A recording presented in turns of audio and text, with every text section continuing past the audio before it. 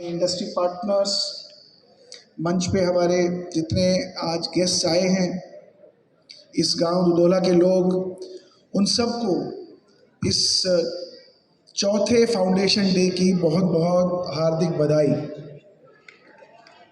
हमारे आज इस कार्यक्रम में मुख्य अतिथि के रूप में श्री नयनपाल रावत जी, जिनका निरंतर इस क्षेत्र को और इस विश्वविद्यालय को भी मार्गदर्शन मिलता रहता है।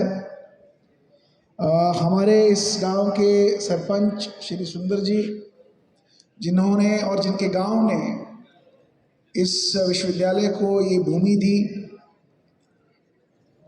हमारे इस कार्यक्रम में जुड़े Shri doctor S C Kansal ji, जो अध्यक्ष हैं पृथला इंडस्ट्रियल एसोसिएशन के, तथा भारत के अंदर जिस प्रकार का कार्य वो देश के निर्माण में कर रहे हैं। हमारे बीच में श्री विजय अग्रवाल जी और उनके साथ आए श्री वीरेंद्र सरोहा जी, श्री राधेश्याम जी, राजीव शर्मा जी, जो हमारे विश्वविद्यालय के साथ कई वर्षों से जुड़े हैं और उनका संगठन JBM निरंतर विश्वविद्यालय को अपना समर्थन देता रहा है।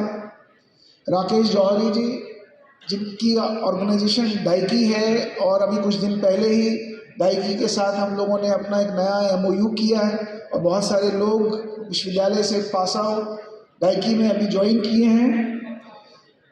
हमारे विश्वविद्यालय में डॉक्टर प्रिया सोमैया, जो इंडस्ट्री इंटीग्रेशन में अपना निरंतर योगदान देती हैं। मेरे डीन्स, फैकल्टीज़ और वित्त विभाग से श्री मोहित जैन जी, जो हमारे यहाँ ऑडिट का कार्यभार संभाल रहे हैं, और मेरे मीडिया के दोस्तों, इस चौथे फाउंडेशन डे पे ये समझना बहुत ज़रूरी है कि पिछले 4 वर्षों में जिस स्पीड के साथ इस विश्वविद्यालय ने काम किया है वो वास्तव में अभूतपूर्व है। क्योंकि जब मैं नज़र दौड़ाता हूँ अपने हरियाणा के अंदर और हरियाणा के बाहर भी, बहुत कम देखने को मिलता है कि जब कोई सरकार प्रोजेक्ट लॉन्च करती है या किसी प्रोजेक्ट को अनाउंस करती है, एक कम समय में इतना बड़ा इंफ्रास्ट्रक्चर कोई संस्थान खड़ा कर सके। मैं इसके लिए आप सब लोगों को बहुत बहुत बधाई देता हूं, जिन्होंने निरंतर पिछले 4 वर्षों में लगातार दिन रात एक करके, चाहे वो कंस्ट्रक्शन थी, चाहे वो एकेडमिक्स थी, चाहे वो आसपास के गांव वाले थे, जिन्होंने मिलजुल कर ये तय किया था कि हम कम समय के अंदर इस विश्वविद्यालय की नींव ही नहीं रखेंगे, इस विश्वविद्यालय को एक स्वरूप देंगे और जिस स्वरूप का लाभ न केवल आसपास के गांव बल्कि हरियाणा के राज्य और देश के विभिन्न क्षेत्रों से बच्चों को मिले। इस विश्वविद्यालय की कल्पना भी बड़ी अलग है। ये एक आम यूनिवर्सिटी की कल्पना नहीं है और उसी कल्पना को आधार मानकर आज हमारे यहाँ जितने लोग इस यूनिवर्सिटी में ज्वाइन कर रहे हैं या करने वाले हैं या कर चुके हैं, उनके प्रति भी एक बहुत बड़ी जिम्मेवारी आन पड़ती है। क्योंकि ये विश्वविद्यालय स्पेसिफिकली उद्योग के लिए बनाया गया है। ये विश्वविद्यालय मार्केट को सपोर्ट करने के लिए बनाया गया है। ये विश्वविद्यालय आने वाले दिनों में जो जॉब्स और जो स्किल्स होंगे उनको सपोर्ट करने के लिए बनाया गया है। इस विश्वविद्यालय का जो स्वरूप है, इस विश्वविद्यालय की जो चेतना है, इसकी जो आत्मा है, उस आत्मा में एक डिफरेंट तरीके का काम और एक डिफरेंट तरीके की सोच को जन्म देने का हमारा एक प्रयास है। और वो निरंतर हमसे ये कहती है कि जो भी हम कर रहे हैं, क्या इसका कोई इम्पैक्ट हम समाज के लिए क्रिएट कर रहे हैं? क्या इसका कोई इम्पैक्ट हम आसपास के उद्योग के लिए क्रिएट कर रहे हैं? क्या इसका कोई इम्पैक्ट हम लाइवलीहुड पे क्रिएट कर रहे हैं?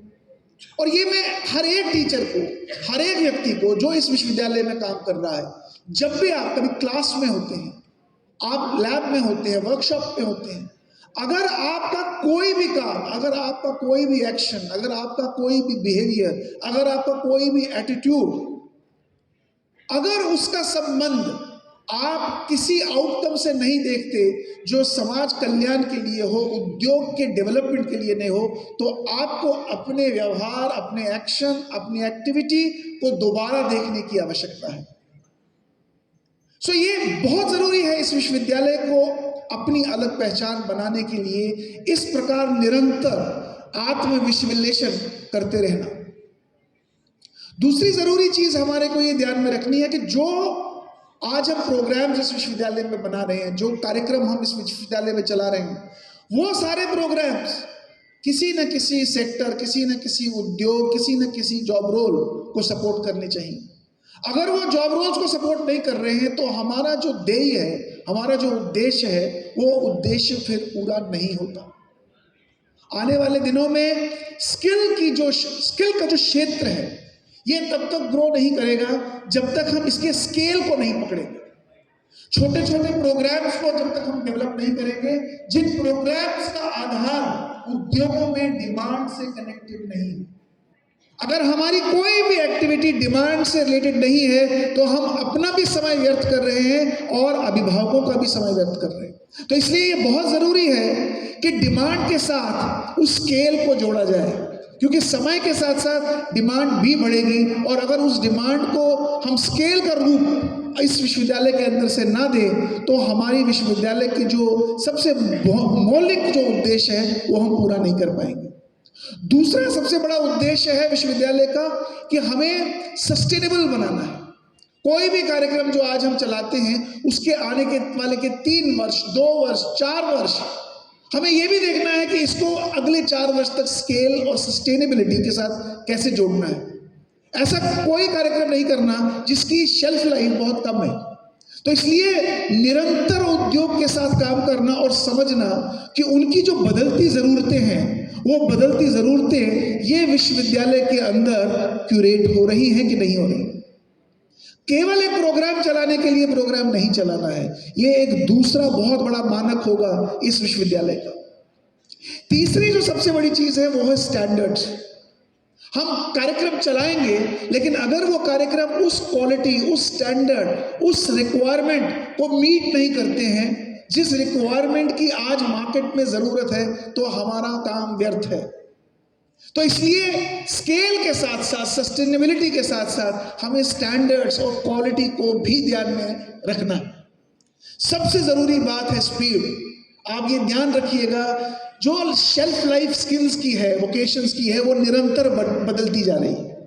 यानी जिस वोकेशन को आज आप पकड़ रहे हो, अगर आपने उसमें निरंतर बदलाव नहीं किया और समय की मांग के साथ उसमें चेंजेस नहीं करते रहे, चाहे वो करिकुलम में या सिलेबस में या आपके पढ़ाने और सिखाने के तरीकों में अगर आपने वो बदलाव नहीं लाया, तो आप मार्केट से बहुत जल्दी बाहर हो सकते हैं। इसलिए स्पीड आपको अपने तौर तरीकों में और स्पीड आपको मार्केट डिमांड को समझने में भी डेमोन्स्ट्रेट करनी पड़ेगी। सबसे इंपॉर्टेंट चीज है, जो भी हम यहाँ करें वो हम एक सेल्फ रिलायंस को आधार मान के करें। हमारे बच्चे जब यहाँ से बाहर निकलें तो वो इतने आत्मनिर्भर हों कि वो अपना काम खुद कर सकें। यहाँ से निकलने के बाद बहुत सारे उद्योगों में आपने देखा होगा कि जब बच्चे वो इंडस्ट्री में आते हैं, उद्योगों में आते हैं, यूनिवर्सिटी से, कॉलेजेस से, तो उद्योग को फिर से उनके ऊपर इन्वेस्ट करना पड़ता है उनकी ट्रेनिंग के लिए। बहुत सारे देश में प्राइवेट ऑर्गेनाइजेशन से अपने ट्रेनिंग सेंटर्स बना रखे हैं। हमारे विश्वविद्यालय का ध्येय ये होना चाहिए कि उस प्रकार से आप इंडस्ट्री के साथ कोलैबोरेट करें कि जब बच्चे मेरे यहाँ से बाहर निकलें, इंडस्ट्री रेडी हो और उद्योग को उनके ऊपर फिर से इन्वेस्ट करने की आवश्यकता नहीं होनी चाहिए। इसलिए वो सारे मानक जो आज उद्योग बच्चों के ऊपर इम्प्लीमेंट करता है, जब बच्चे उनके यहाँ ज्वाइन करते हैं, वो सारे हमको इंटरनलाइज करने हैं, सारे हमें इस कैंपस के अंदर लाने हैं, ताकि यहाँ जो ट्रेनिंग हो, यहाँ जो स्किल बिल्डिंग हो और यहाँ के जो मॉडल्स में से बच्चे निकलें, वो बाद में पुनः फिर से ट्रेनिंग के लिए ना भेजे जाए। यानी वो direct to process, job ready market के अंदर प्रोवाइड किए जाएं। ये भी एक बहुत बड़ी जिम्मेवारी यहाँ के टीचर्स, यहाँ की फैकल्टी और यहाँ के स्टाफ के ऊपर है। और सबसे बड़ी चीज, हमें ये ध्यान रखना है निरंतर इस चीज का अध्ययन करना है, क्या इस विश्वविद्यालय के आउटपुट से सोशल इम्पैक्ट आ रहा है कि नहीं आ रहा। अगर हम सोशल इम्पैक्ट क्रिएट करने में असफल हैं तो कहीं ना कहीं पे हमारे काम करने की शैली में, काम करने के तरीके में कहीं ना कहीं कमी है। मैं बच्चों को भी बताना चाहता हूं कि आप दो चीजें बड़ी ध्यान से अपने मन में उतारें। जब आप अपने आसपास सफल लोगों को देखते हैं, हमारी स्टेज के ऊपर आज दो विभूतियां बैठी हैं जिन्होंने उद्योग जगत में अपना नाम बनाया है, जिन्होंने अपने संगठनों को देश विदेश में फेमस किया हुआ है, जिनकी उदाहरण आज देश भर में ही नहीं पूरे दुनिया भर में लोग देते हैं। इनकी सफलता के पीछे के राज जरूर देखें। जब आप किसी उद्योग में जाते हैं तो उन उद्योगपतियों की सफलता को ध्यान से पढ़ें। आप कभी कभी देखेंगे इनकी सफलता का एक बहुत बड़ा राज है, इन्होंने वो किया जो इनका मन नहीं करता था। आप कहेंगे ऐसा कैसे हो सकता है। इनका मन नहीं करता था सवेरे बहुत जल्दी उठना, इनका मन नहीं करता था कि अपने हाथ गंदे करके मशीनों के अंदर काम करना, इनका मन नहीं करता था 18-18 घंटे काम करना, इनका मन नहीं करता था एक्सपेरिमेंट करना और उसमें नुकसान पाना और फिर से री एक्सपेरिमेंट करना। तो बच्चों, अगर आपको सफल होना है तो आपको वो सारी चीजें देखनी पड़ेंगी जो इन सफल लोगों ने अपने जीवन में उतारी हैं। जब तक आप उन कुंजियों को नहीं समझेंगे, उद्योग में जाने का कारण केवल मशीन के ऊपर काम करना नहीं है, मशीन के इर्द गिर्द के वातावरण को भी समझना कि इस वातावरण को क्रिएट करने के लिए जिन्होंने खून पसीना बहाया है और उस उद्योग को सफल बनाया है, क्या है वो कुंजियां, और उन कुंजियों को समझकर उन पर चलना, ये आपका सबसे बड़ा रोल है, रिस्पॉन्सिबिलिटी है। अगर आप वो नहीं करेंगे आप जीवन में बहुत ज्यादा सफल नहीं होंगे। दूसरी सबसे इंपॉर्टेंट चीज, आप उद्योग में जाएंगे, आपको कोई 100 रुपया क्यों देगा।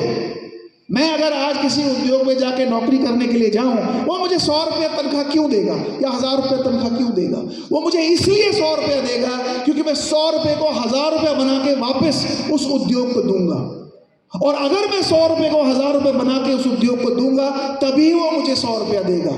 और गेम चेंजर वो नहीं होता जो 100 को 1000 बनाए, गेम चेंजर वो होता है जो उस 100 रुपए को 5000 बना के दे। और ये वो उद्योगपति है जिन्होंने 100 रुपए को मिलियंस ऑफ डॉलर्स में कन्वर्ट किया। और अगर आप ऐसा करना चाहते हैं तो आपको भी वो सारे स्किल, वो सारे कौशल, वो सारी एबिलिटीज, वो सारे लाइफ स्किल्स अपने अंदर लाने पड़ेंगे, तब जाके आप उनकी बराबरी और उनके लेवल पर अपनी सोच को ला सकते हैं। तीसरा, मैं यहाँ के उद्योग को बहुत बहुत धन्यवाद दूंगा। आज हमारा पहला मिलन है पृथला इंडस्ट्रियल एसोसिएशन के साथ, और पृथला उद्योग एसोसिएशन के साथ साथ हमारे बीच में जो दो विभूतियाँ भी बैठी हुई हैं, मैं इनसे भी निवेदन करूंगा कि ये जो यूनिवर्सिटी है ये आपके लिए बनी है, आपके उद्योग के लिए बनी है, और आपके उद्योग को अगर इस यूनिवर्सिटी से लाभ उठाना है तो आपसे मेरा निवेदन है कि उद्योग भी इस यूनिवर्सिटी में आए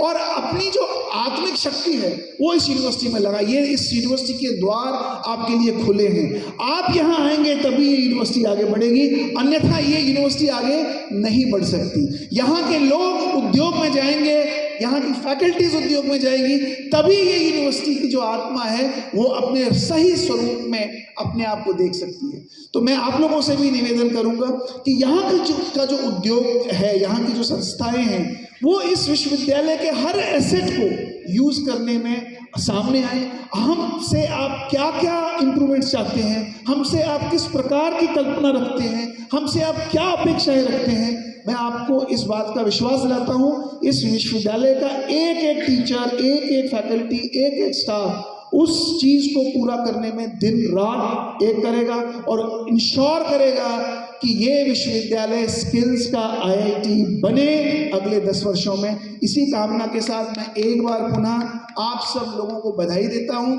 इस विश्वविद्यालय ने आज भारत सरकार की national council of vocational education and training में 35 के करीब क्वालिफिकेशन सबमिट की है। भारत में अभी एक जो शिफ्ट आ रहा है वो आ रहा है मॉड्यूलर फॉर्मेट ऑफ प्रोग्राम्स को चलाने का, और उस मॉड्यूलर फॉर्मेट ऑफ प्रोग्राम में शॉर्ट टर्म प्रोग्राम्स के ऊपर भारत सरकार का बहुत बड़ा फोकस है।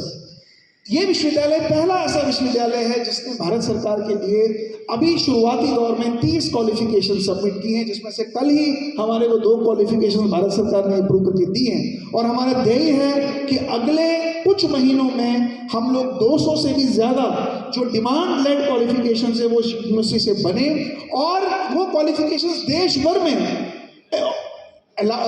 ऑफर की जाए, किसी भी संस्था को ऑफर की जाए, और उस क्वालिफिकेशंस को ऑफर करने से आपके उद्योगों में जो आज बीटेक, एमटेक या एमबीए जैसे कोर्सेज के लिए आपको 2-2 साल, 3-3 साल वेट करना पड़ता है, आप शॉर्ट कोर्सेज को भी ऐसे बच्चों को ऑफर कर सकते हैं जिनको बाद में आप ट्रेन करते हैं। वो क्वालिफिकेशंस एडवांस में ही इस यूनिवर्सिटी से ऑफर की जा सकती हैं, ताकि वो बच्चे आपके उद्योग में जब आएँ तो पहले दिन से ही प्रोडक्टिव रिसोर्स आपके लिए बने।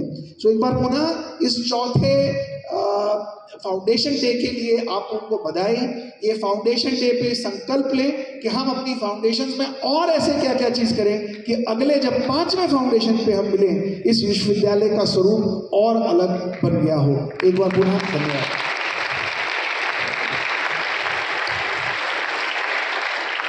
Thank you so much, sir. We are extremely blessed to have you with us.